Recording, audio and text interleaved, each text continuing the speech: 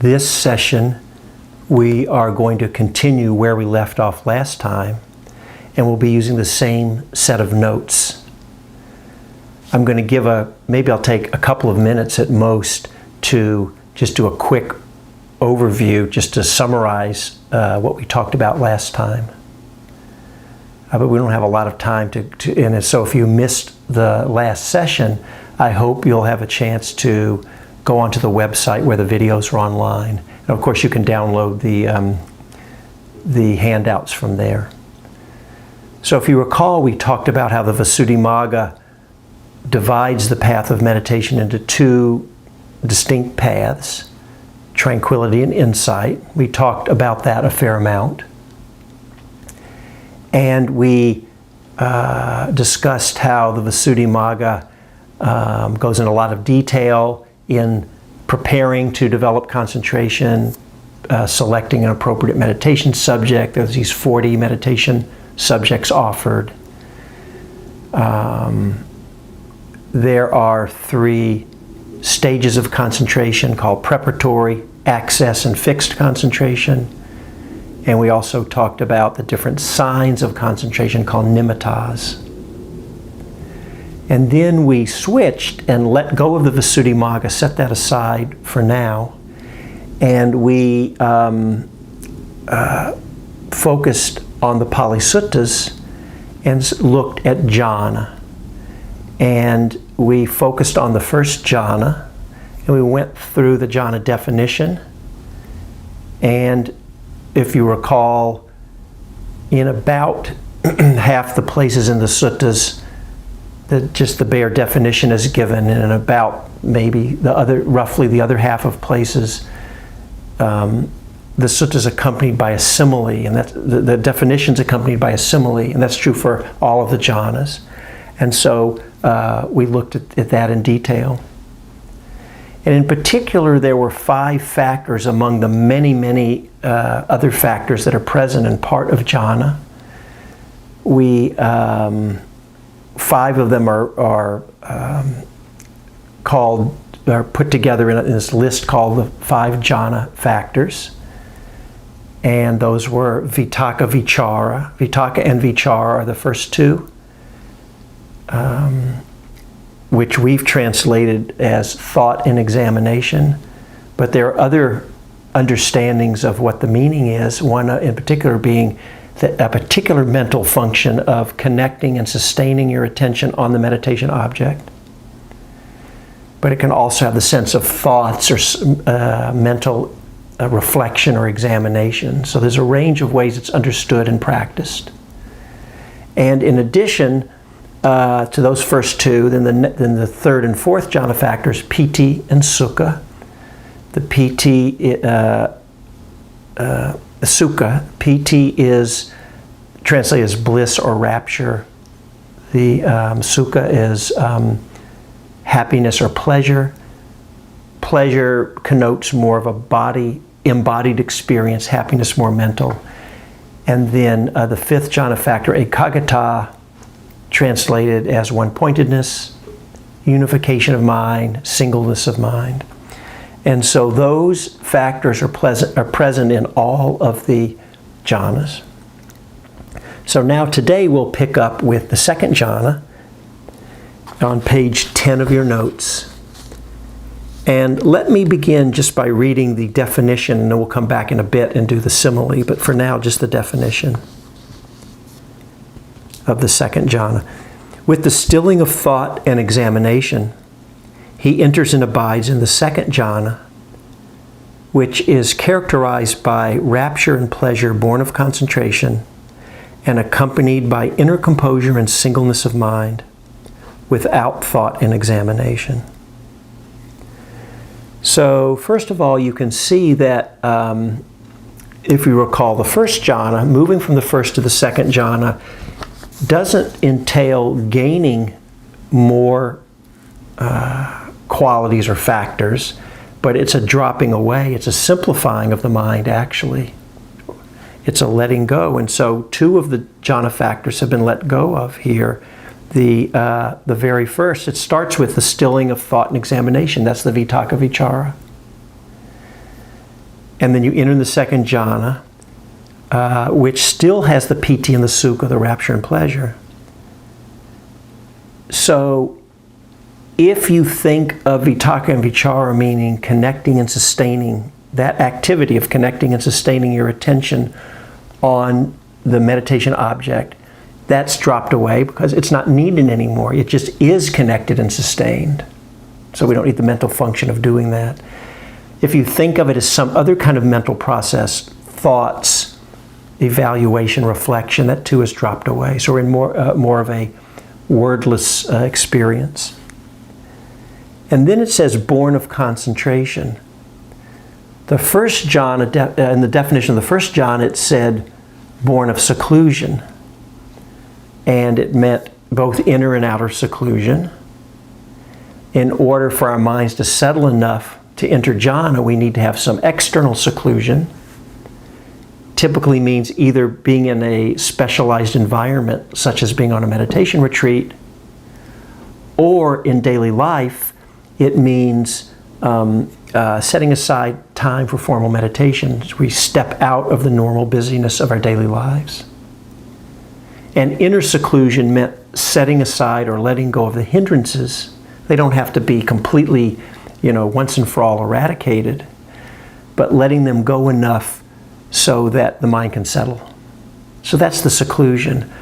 Well, once we're in the first jhana, we already have that seclusion. The function of the seclusion has been accomplished.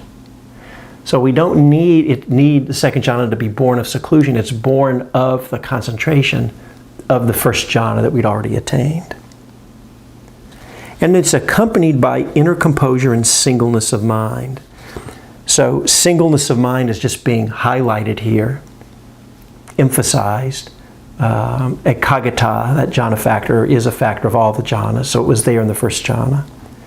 It's actually probably the most important, or among the most important qualities of jhana. Inner composure, the word in Pali, sampasadana. Let me give you some other translations. So I translated it inner composure. It can also be translated as tranquility, self-confidence, internal assurance, and serene purity. This idea of inner composure, it's similar to a self-confidence or an internal assurance. Basically, we're talking about a stability here. We're not easily buffeted or knocked off our center here. There's really a place of a stability there. So any question about any of that? Okay, so let's just continue then. On the middle of page 10, let me read then the simile. So we've entered the second jhana. It's characterized by rapture and pleasure, born of concentration. It's accompanied by inner composure and singleness of mind. He makes the rapture and pleasure, born of concentration, drench, steep, fill, and pervade this body, so that there is no part of his whole body unpervaded by the rapture and pleasure born of concentration. Just as though there were a lake whose waters welled up from below and it had no inflow from east, west, north, or south. So the water's only coming up from a deep place from below, and would not be replenished from time to time by showers of rain. Then the cool fount of water welling up in the lake would make the cool water drench, steep, fill, and pervade the lake, so that there would be no part of the whole lake unpervaded by cool water. So too a bhikkhu makes the rapture and pleasure born of concentration drench, steep, fill, and pervade this body, so that there is no part of his whole body unpervaded by the rapture and pleasure born of concentration. These similes are so beautiful, and I really take them to be kind of like poetry. It's just it's just setting a mood or a tone. It's giving us a feeling of something. I say that because it begins with he makes the the rapture and pleasure born of concentration pervade your whole body. And it's true, it does. That is the language there. But in practice, this is an important point. In practice, this is more a state of being. It's not so much a state of doing. And so that rapture and pleasure are pervaded in the body. It's not so much a making. However, we mentioned last time around when we talked about the first jhana, even though the mind's still and unmoving, and there's a one-pointedness, or we say a unification of mind, there's another part of the mind that can still incline a little. And it's subtle, but it's unmistakable. Now here it's not in words, you're not thinking about it, but there's just a sense of inclining and directing the mind. So there can be, if you want to say makes, that word can feel a little, I know it's kind of a little heavy-handed sound compared to what's actually happening. It's a real subtle touch when you're in jhana. But, and this goes back to a point that's, I think we mentioned this maybe a few sessions ago. In practice, we look to see what happens as the concentration's deepening, and all the experiences that accompany samadhi are deepening, whether it's stillness, calm, expansiveness, could be a pleasant or blissful feeling. You know, some people see lights or hear some sounds. I think most don't, but some do. Or it can feel like energy's moving in your body, or oftentimes it's kind of the PT doesn't have a feeling of energy moving, it's just there. And it's important also to note that the suttas don't define what they mean by PT. It's not very specific. We'll see in a bit that the Visuddhimagga is very explicit about what the experience of PT is, but that's not true in the suttas. And so it's highly individual. Probably, I'm guessing that at the time of the Buddha and the time that the suttas were being composed, they knew what they meant by PT. But we should know that you should each know that it's highly individual. For some people, quite strong and dramatic. And for others, it's very smoothed out. So it's not just one way. And we don't want to chase after what we think, the experience we think someone else, someone will raise their hand here. It's happened a bunch, and they'll talk about quite dramatic experiences of PT. But you're going to see in the later jhanas, those are going to drop away anyway. So we don't want to be chasing after those. It's what's important is what's happening for you. Before we get into jhana, the practice, we've already discussed this it's not getting on the videos here because we're not recording the meditation practice instructions. But one of the things we talked about is as the samadhi gets stronger and these accompanying experiences get stronger, for some people on their own, they become very embodied, and we let go of the breath. The breath's done its job now, and our meditation object, that's kind of a clumsy way to talk about it, but anyway, the meditation object is the piti suffused in the body, right? For other people, it goes in a different direction in which we're becoming disconnected from the body, and our attention's going just into the mental experience of the piti. So if you're having an experience of blissful light, you want to, it feels like you're going into the light, and you're leaving behind awareness of the body. Whereas that's opposite of the light coming into your body. So if it suffuses on its own in the body, there's no sense of makes. There's no doing, it's just done. If it's going out to become disembodied, then we can consciously, this is one of the things we talk about in the meditation, in the practice interviews and in the instructions. It's easy to guide people to bring it back. And then there is a sense of making and doing and consciously suffusing. So this he makes, it's individual. You may not have to make anything, or there may be a sense of you doing. The second thing I want to point out from the simile is that if you remember, the simile for the first jhana was the bathman's apprentice. And it's someone making soap.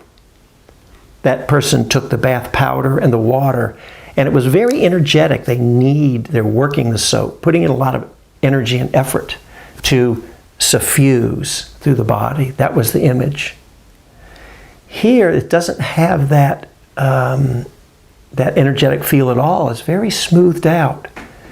This image of this water, which is very cool, there's a stillness, a calm, a peace, peacefulness. And it's just welling up from below. It's not rushing in on these gushing streams from the sides. It's not raining. It's just welling up from deep within. And so there is a movement happens. Something is welling. It's still moving. But it's more calm. It's more deep. It's more cooled out. So that's the feeling, yeah? Okay. Anything else? Any question? Yeah, you guys are quiet today. Yeah. Okay, good. Yeah, all right. All right, let's turn to page 11 then. And I've just put in here, I'm not going to say much about this, but just I want to mention for completeness, at the top of page 11, there's an alternate scheme for the first two jhanas. And I've listed 4 places in the suttas. So here we have the first jhana has Vitakka Vichara. The second jhana, those are gone. In this scheme, there are actually 3. There's with Vitakka Vichara. The next one has the Vitakka has dropped away, but the Vichara is still there. In other words, the connecting's dropped away, but the sustaining, or the thoughts dropped away, but the evaluation is still there. And then so it's got only one of those jhana factors, and then the third is the standard second jhana. Both of those factors have dropped away. This system doesn't appear anywhere else in the suttas. It's just briefly mentioned. There's no explanatory detail. It could have been something that just somehow got popped in there later, in later years or centuries. And also the term samadhi. These are 3 different kinds of samadhi, 3 stages of samadhi. The term jhana is not used. So it's actually, this formula might not necessarily be even referring to an alternate jhana system. Just wanted to mention that, FYI. Okay. So let's pick up with the third jhana here. Middle of page 11 on the notes. With the fading away of rapture, he abides in equanimity, mindful and clearly aware. Feeling pleasure with the body, he enters and abides in the third jhana, of which the noble ones declare, equanimous and mindful, he abides in pleasure. So the piti, the rapture, has dropped away. You still have the pleasure, you still have the sukha. One of the things that can happen is the piti, which perhaps we're drawn towards, when we're first practicing, maybe we think, oh, that's really great, that's what I want. I keep hearing about this bliss, I want some of that. And then as things settle, what we were drawn towards later feels too much, it's too intense, it's too coarse. And the mind really wants to settle, and that's what's happening here. It's a dropping away of that jhana factor, piti. We're still left with the sukha.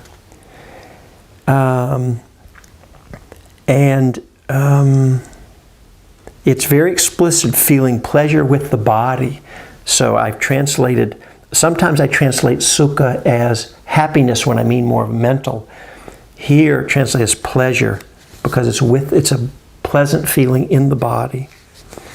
And it's emphasizing, so the fading away of rapture, you abide in equanimity, mindful and clearly aware. And then again, you're feeling this pleasure. You enter and abide in the third jhana, and then emphasizing, it's repeating for emphasis, equanimous and mindful, he abides in pleasure. Right? So this idea is things settle out, because this is what's really is of importance in jhana. What's the point of jhana, right? Certainly these meditative states, and I think we've talked about this, it has its own value, because it can be refreshing and restful. It can be healing, and it can nourish us and nurture us. So these states actually do have value for their own sake. But in the Dharma context, they're really in service of the liberation of our hearts and minds. It's not about the meditative state itself. These are conditioned states, they come and go. But what's important is that the mind becomes so clear, and that's what's emphasized here. First of all, we're in equanimity. Equanimity does not mean numbness or you're not having any feeling.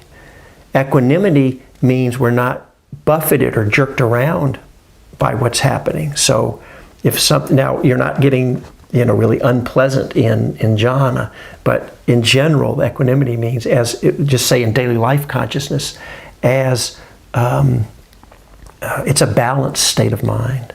As we go through the ups and downs, the pleasant and the unpleasant experiences of life, that's the idea. We're at peace, we're balanced. And so this sense of being balanced, equanimous, comes to the forefront, along with mindfulness and it says here, mindfulness and clearly aware. That idea of mindful and clearly aware is really important. We want to know when we're really resting in the stream, in the current of non-clinging, and to be able to perceive on ever subtler levels when there is some clinging or suffering. And so that's really what the power of jhana is to see on subtler levels. Things have quieted out a lot, so there may not be much going on. Remember, thoughts have dropped away, even that was back in the first jhana. And the PT is settled out, so there's still pleasure, but it's smoother. There may not be much going on, but you don't need much. You can perceive subtleties in what's going on in the mind, the body, any experience. So that's emphasized here in the third jhana. And listen to the simile. I think it really highlights this. So there's that makes again, but listen to the simile. He makes the pleasure divested of rapture, drench, steep, fill, and pervade this body, so that there is no part of his whole body unpervaded by the pleasure divested of rapture. In other words, without the piti. Just as in a pond of blue or red or white lotuses, some lotuses that are born and grow in the water thrive immersed in the water without rising up from it, rising out of it. And cool water drenches, steeps, fills, and pervades them to their tips and their roots, so that there is no part of all those lotuses unpervaded by cool water. So too a bhikkhu makes the pleasure divested of rapture drench, steep, fill, and pervade this body, so that there is no part of his whole body unpervaded by the rapture divested of pleasure. Yeah.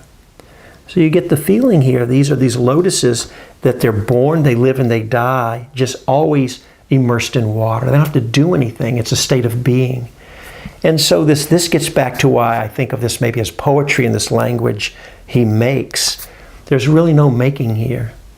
And it really truly is a state of being. And you notice with the rapture, the fading away of rapture, you abide in equanimity. In the second jhana, you entered and abided in the second jhana, and so on for the first jhana. Here, it's just an abiding. There's not much doing. And even in the second jhana, in the simile, it was subtler than the first jhana, but there was still some welling up of water. In this image, there's no welling. It's just a state of being. It just is. You just are immersed. And so that pleasure of the sukha just is suffused in the body. Yeah. The mind just is, you just are mindful and clear and equanimous. Okay.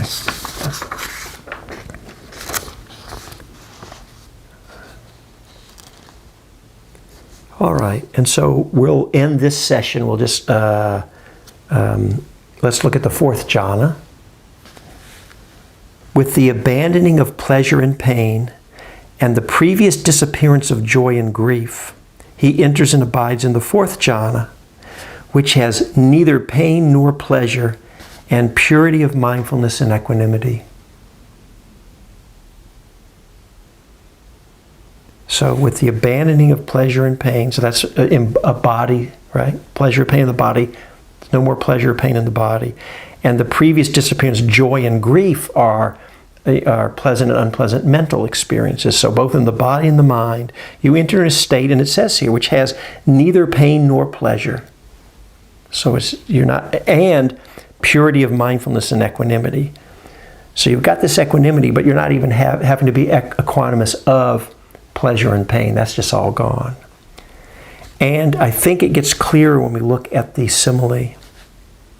He sits pervading, there's an active verb, pervading, but it's really just is pervaded. But he sits pervading this body with a pure, bright mind, so that there is no part of his whole body unpervaded by the pure, bright mind.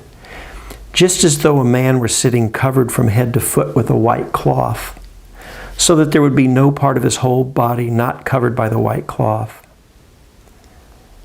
So too a bhikkhu sits pervading this body with a pure, bright mind, so that there is no part of his whole body unpervaded by the pure, bright mind.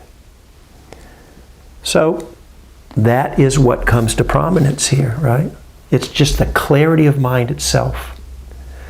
The experience of the body, this isn't the text speaking, but this is just me, it's still connected with a sense of the body, but the body may feel just a very subtle experience of the body. Maybe it's dissolved away, your experience of it is dissolved away into light, or just light vibration. And it's that clarity of mind itself which is prominent and the stillness is prominent in your awareness. Yeah. So I think, let me just look here, I think that's basically what we want to do for this session. Let me just look here for a moment. Yeah. And of the jhana factors, now 4 have dropped away for the fourth jhana. The thought and examination, piti and sukha, the rapture and pleasure, thought and examination, the vitakka vichara, the piti and sukha, the rapture and pleasure. And so we're just left with the unification of mind. So we have this clear, bright mind. The unification of mind, or the one-pointedness, is the unmoving aspect. And so the experience is it's happening on its own. There's nothing you're doing to sustain the state. It just is self-sustaining. It's unbroken. So obviously, your mind could never wander off. And the impulse to even wander off would not arise. And then the clarity of your mind is heightened tremendously.